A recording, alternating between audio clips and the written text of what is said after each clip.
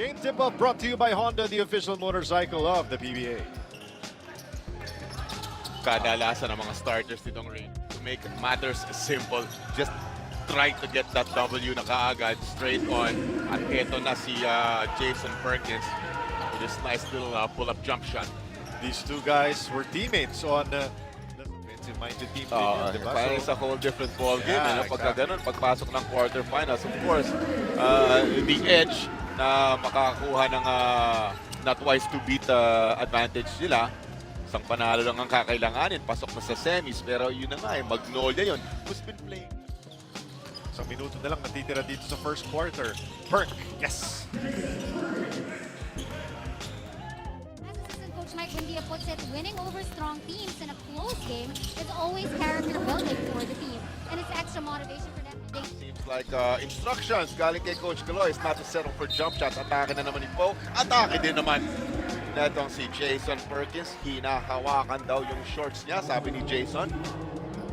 Perkins and Belgans for the Fuel Masters, going with numbers of 18. Chua over to Matt. Oh, beautiful. Parang na tumigil lahat sa depensa. Lahat natingin kay Rai. Ganda actually ng pasensya.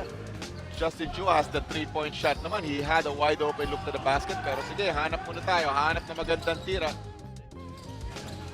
Perk. Oh, tough shot for Jason Perkins. Ooh, what a tough shot maker he is. Apat na foul na. So, magsisimula na ang ating third quarter as Perkins starting things off in the third. Natin sa inyo ng Cobra Plus Vitamin C, lakas at protection.